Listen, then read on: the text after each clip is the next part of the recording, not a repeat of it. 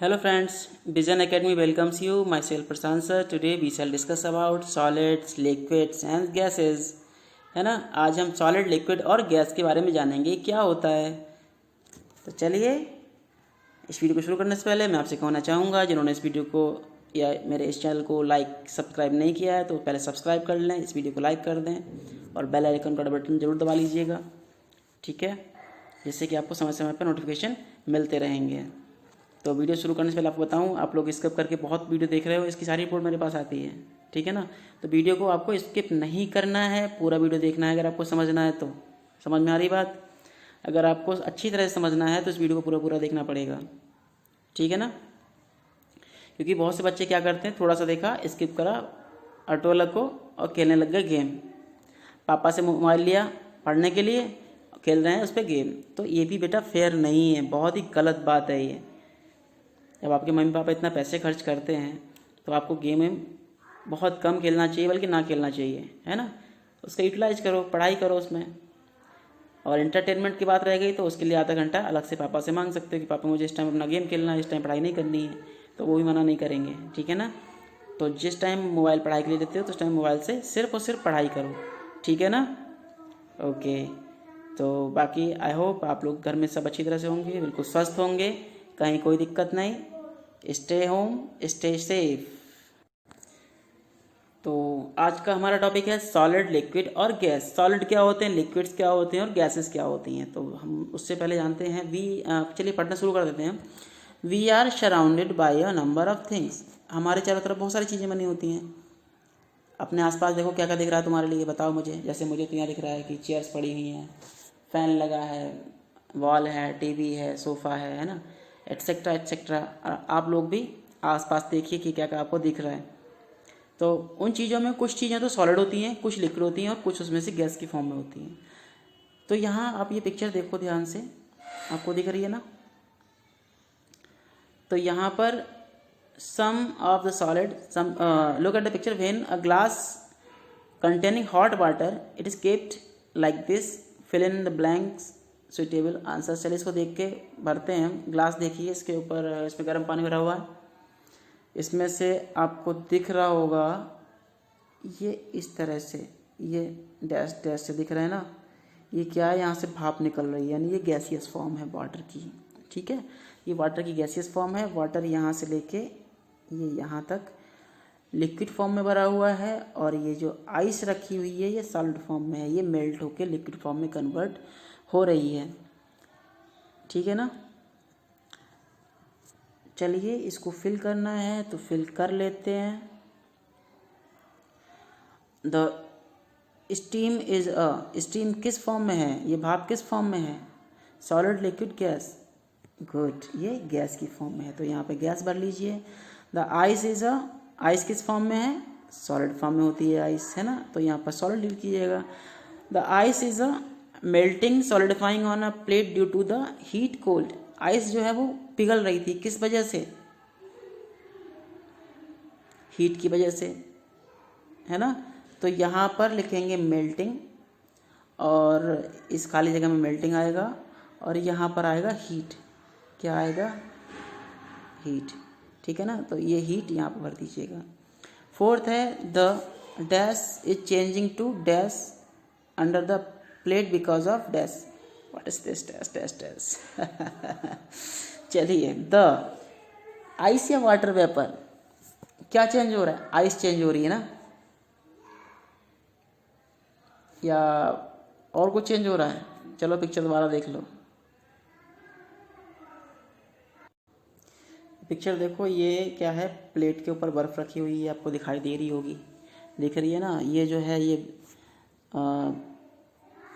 Gas टकरा रही plate से, और बर्फ़ है ठंडी, उसकी वजह से यहाँ पे ये बूंदें बन रही हैं, ये दिख रही हैं आपको, छोटी छोटी लटक रही होंगी, ये बूंदें लटक रही हैं, दिख रही है ना ये। तो ये क्या है, वाटर वेपर जो है वो वाटर ड्रॉपलेट्स में चेंज हो रहा है, यानी गैस की फॉर्म जो है दोबारा से लिक्विड बन रही है। कब, जब इसको कूल किया जाता है। तो इसी पे डिपेंड ये वाला क्वेश्चन है, इसको हमको भरना है। तो द आइस या वाटर ड्रॉपलेट्स, यहाँ पर वाटर ड्रॉपलेट्स भरना होगा।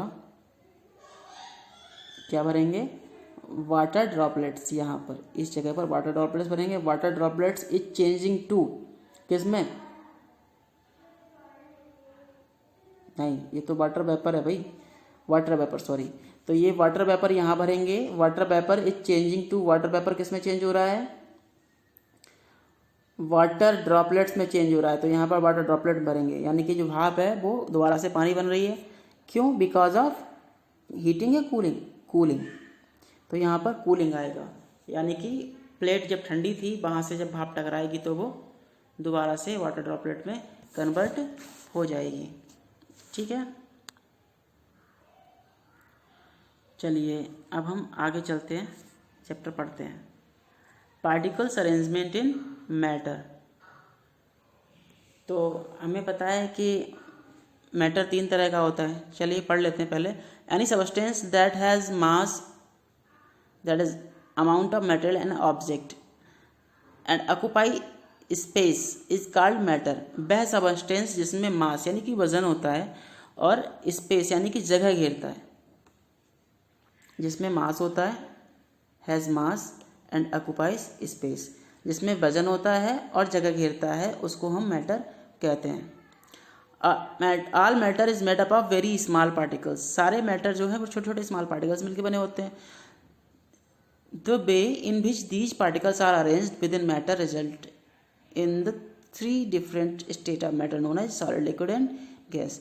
तो इन्हीं पार्टिकल्स की वजह से, उनके अरेंजमेंट की वजह से 3 स्टेट्स बनती है जाके, सॉलिड की, लिक्विड की और गैसेस की, है ना। तो यहाँ देखो ये सॉलिड स्टेट में है, ये लिक्विड में है, और ये फनल के अंदर जो है वो गैसियस स्टेट आपको दिखाई दे रही होगी, ये गैस की स्टेट में है। तो सॉलिड स्टेट में क्या होता है, in solids particles are tightly packed and so can not move away from each other. This is why solids generally have a fix shape. इसका मतलब ये है कि सॉलिड्स में पार्टिकल्स बहुत टाइट पैक होते हैं, एक दूसरे के पास बिल्कुल चिपके चिपके होते हैं और हिलडुल भी नहीं पाते। इस वजह से उनकी फिक्स शेप होती है, उनमें मूवमेंट नहीं हो पाता। और ये लिक्विड में दे रखा है, in liquids the particles are not tightly packed. इसमें पार्टिकल्स टाइटली पैक नहीं होते, लूजली होते हैं वो। दे कैन मूव एंड, वो मूव कर सकते हैं, and slide over each other, और एक दूसरे के ऊपर लुढ़कते रहते हैं, फिसलते रहते हैं। This makes liquid flow and take the shape of container they are poured into. इसकी वजह से लिक्विड जो होता है बहता रहता है और जिस भी कंटेनर में डालते हैं उसी की शेप ले लेता है। ग्लास में डालोगे तो पानी ग्लास की साइज में आ जाएगा, लोटे में डालोगे लोटे जैसा हो जाएगा, थाली में डालोगे थाली जैसा हो जाएगा, कटोरी में डालोगे कटोरी जैसा हो जाएगा। ये जिस भी पॉट में आप उसको डालोगे, जो पॉट की शेप है उस शेप जैसा हो जाता है। ठीक है ना, ओके। अब बात करते हैं गैसियस की। In gases the particles are far apart from each other and can move freely, so gases can flow easily and take up all the available space. Gas में पार्टिकल्स बहुत दूर होते हैं, लिक्विड में तब भी पास पास होते हैं, बट गैस में बहुत दूर दूर होते हैं और वो आराम से फ्रीली मूव होते रहते हैं, और कहीं भी जो भी उनको जगह मिल जाती है अपने आप उस जगह में फैल जाते हैं। ठीक है ना। इसका एक एग्जाम्पल ले सकते हो, जब बताओ किचन में खाना बनता है ना तो खुशबू जो होती है सारे कमरों में फैल जाती है। ऐसा होता है कि नहीं होता है भाई?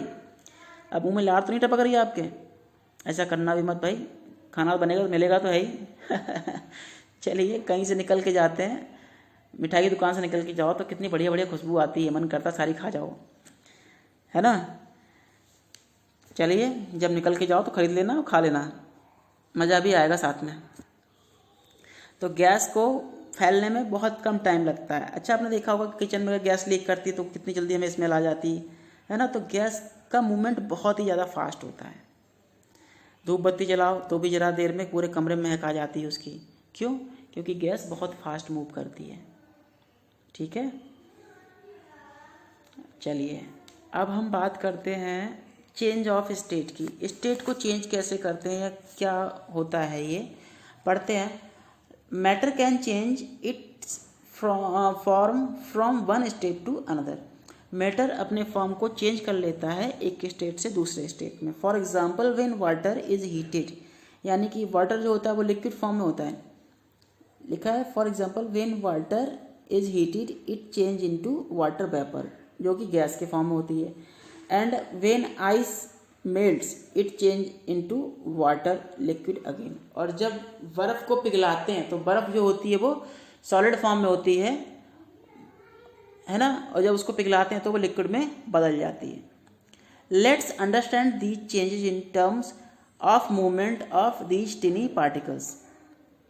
चलिए इसको समझते हैं कि कैसे क्या होता है। पहला है इवेपोरेशन।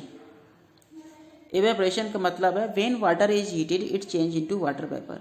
जब वाटर को हीट किया जाता है, पानी को गर्म किया जाता है, तो क्या होता है, वाटर वेपर में बदल जाता है। Which is gaseous form, changing of liquids into this it's gaseous form is called evaporation.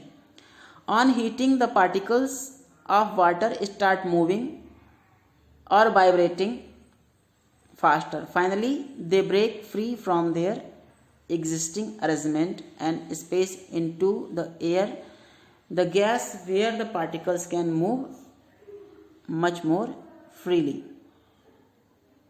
यानी कि लिक्विड का गैस के फॉर्म में चेंज करना एवेपोरेशन कहलाता है। On heating the particles of water start moving faster, यानी वाइब्रेटिंग फास्टर। जब उसको गर्म करते हैं तो वाटर के पार्टिकल्स बहुत तेज मूव होने लगते हैं। फाइनली वो ब्रेक फ्री होके और स्केप कर जाते हैं, एयर में मिक्स हो जाते हैं गैस के फॉर्म में, है ना, जहाँ पर वो इजीली मूव कर सकें।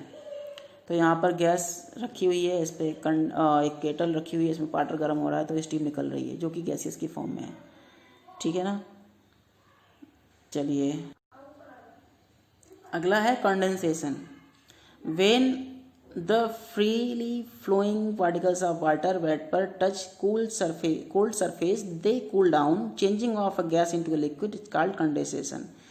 Water vapor condense to form water. Cooling a substance slow down the movement of its particles. Therefore, the particles become less free to move, thus forming a liquid. यानी क्या होता है कि जब हम वाटर वेपर को ठंडा करते हैं ना तो वो लिक्विड में दोबारा बदल जाता है। तो इस प्रोसेस को, यानी वाटर वेपर का वाटर में चेंज होना, गैस का लिक्विड में चेंज होना कंडेंसेशन कहलाता है। ठीक है ना। वाटर वेपर कंडेंस होकर वाटर बनती है, और कूलिंग की वजह से क्या होता है कि जो पार्टिकल्स होते हैं जो बहुत तेज मूव हो रहे होते हैं, वो कूलिंग उसको स्लो कर देती है। जब वो स्लो हो जाते हैं तो वो लिक्विड बना लेते हैं।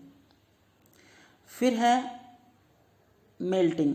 चलिए अच्छा पहले आपको बताते हैं, आपने देखा होगा चाय जिसने बनाई होगी ढक के, तो कभी प्लेट हटाते हैं तो प्लेट में ड्रॉपलेट्स आपको दिखती होंगी, है ना। ऐसा क्यों है, क्योंकि जो वाटर वेपर होती है ना वो प्लेट पर आती है, और प्लेट जैसी ठंडी होती है तो वो वाटर वेपर दोबारा वाटर ड्रॉपलेट में कन्वर्ट हो जाती है। और एक आपने और देखा होगा कि गर्मियों में हम जब ठंडा पानी ग्लास में भरते हैं तो ग्लास के बाहर आसपास बहुत सारी बूंदें आ जाती हैं। क्यों आती हैं, सोचा है कभी? ये कंडेंसेशन की वजह से आती है, क्योंकि बाहर का टेम्परेचर जो एटमॉस्फेयर होता है उसमें वाटर ड्रॉपलेट्स होती हैं, है ना, पानी की बूंदें होती हैं। तो पानी की बूंदें क्या करती हैं, उस ग्लास के आसपास जो होती हैं बाहर वाली, है ना, तो ठंडा अंदर पानी भरा हुआ है, बाहर का क्या है वाटर ड्रॉपलेट्स उस ठंडे पानी से चिपक के क्या होगा, फिर से उसमें कन्वर्ट हो जाएंगी वाटर में। ठीक है ना। तो इसीलिए वहाँ पर बूंदें बन जाती हैं। देखो यहाँ पर एक शीशा दिख रखा है, आपको मिरर दिख रहा होगा, यहाँ पर इतनी सारी वाटर ड्रॉपलेट्स चिपकी हुई हैं। क्यों? क्योंकि अंदर ठंडा है और बाहर का जो मॉइस्चर है या जो नमी है या जो वाटर वेपर है वो ठंडी होकर इस पर चिपक के पानी की बूंदें बना रही है। ठीक है ना। चलिए अब बात करते हैं मेल्टिंग की। मेल्टिंग मतलब होता है पिघलना, है ना। जब when particles of an ice cubes are rigidly packed to give its fixed shape, then an ice cube is taken out of the refrigerator, it gradually melts। यानी कि जब भी हम फ्रिज से आइस क्यूब को बाहर निकालते हैं तो उस टाइम तो वो सॉलिड के फॉर्म में होते हैं ना, और बाहर निकलते वो मेल्ट होना शुरू हो जाते हैं। Changing of solid into liquid, जब सॉलिड का लिक्विड में बदलना मेल्टिंग कहलाता है। This happens because of a warm place. The particles in ice start vibrating faster and finally break away from their rigid pattern. They become loosely packed into a liquid and form water. यानी कि बाहर निकालते हैं तो क्या होता है, गर्मी की वजह से वो उसके पार्टिकल्स होते हैं वो तेज़ी से वाइब्रेट होने लगते हैं, इसकी वजह से वो ब्रेक होने लगते हैं और लूजली पैक हो जाते हैं, वाटर को बना लेते हैं। फिर बात करते हैं सॉलिडिफिकेशन या फ्रीजिंग, एक ही बात है। फ्रीजिंग मतलब पानी को बर्फ़ में बनाना, ये सॉलिडिफिकेशन करना एक ही बात है। तो changing of a liquid into a solid form is called solidification. Liquid का यानी पानी का इनटू सॉलिड, सॉलिड में बदलना यानी बर्फ़ में बदलना, पानी का बर्फ़ में बदलना या लिक्विड का सॉलिड में बदलना सॉलिडिफिकेशन कहलाता है। We all know that water from ice upon freezing, freezing is a type of solidification, freezing भी एक तरह का सॉलिडिफिकेशन कहलाता है। Other substances also change state and particles behave in the same way that of water, the particles move faster when heated and slow down when cooled। यानी कि कोई भी सब्सटेंस है वो भी इसी फॉर्म में पाया जाता है, अगर सॉलिड लिक्विड गैस फॉर्म में पाया जाता है तो वहाँ भी यही सारे प्रोसेस होते हैं। सॉलिडिफिकेशन भी होता है और मेल्टिंग भी होता है और कंडेंसेशन और इवेपोरेशन, उस सारे प्रोसेस जिस जिस सब्सटेंस में होते हैं तो इसी मैनर में फॉलो होते हैं। यानी कि इसका एक ही तरीका है कि जब भी पार्टिकल्स फास्टर मूव होंगे, कब, जब उनको गर्म किया जाएगा, और स्लो हो जाएंगे जब उनको ठंडा किया जाएगा। यानी कि आपको अच्छी तरह से चैप्टर समझ में आ गया होगा कि सॉलिडिफिकेशन क्या होता है या वाटर की स्टेट कौन कौन सी होती हैं। Solid, liquid, gas. लिक्विड का सॉलिड में बदलना क्या होता है, लिक्विड का सॉलिड में बदलना, पानी का बर्फ़ में बदलना सॉलिडिफिकेशन कहलाता है। बर्फ़ का पानी में बदलना यानी सॉलिड का लिक्विड में तो मेल्टिंग कहलाता है, ठीक है ना। पानी का भाप बनना इवेपोरेशन और भाप का पानी बनना कंडेंसेशन। तो ये चार आपको वाटर की स्टेट हमने समझा दी, 3 स्टेट समझा दी हैं और उनके चेंजिंग समझा दी है। बाकी सॉल्यूशंस ये आपको नेक्स्ट वीडियो में पढ़ाएंगे। तो आज का वीडियो आपको कैसा लगा ये मुझे ज़रूर बताइएगा। हमारे चैनल को सब्सक्राइब कर लीजिए, लाइक कीजिए और इस वीडियो को अपने फ्रेंड्स को जरूर शेयर कीजिएगा। और कमेंट सेक्शन में अपना नाम कमेंट करके बताएं कि आपको आज का वीडियो कैसा लगा, ज़रूर बताएं, ठीक है। पुलकित मिश्रा का तो रिप्लाई अक्सर आता रहता है, बाकी आप लोग तो पता नहीं क्या हो जाता है, आप लोगों को कुछ बताते नहीं हो, बोलते नहीं हो बिल्कुल भी। क्यों भाई, सुन रहे हो ना आप सब, या नाम लेना पड़ेगा 2-4 का?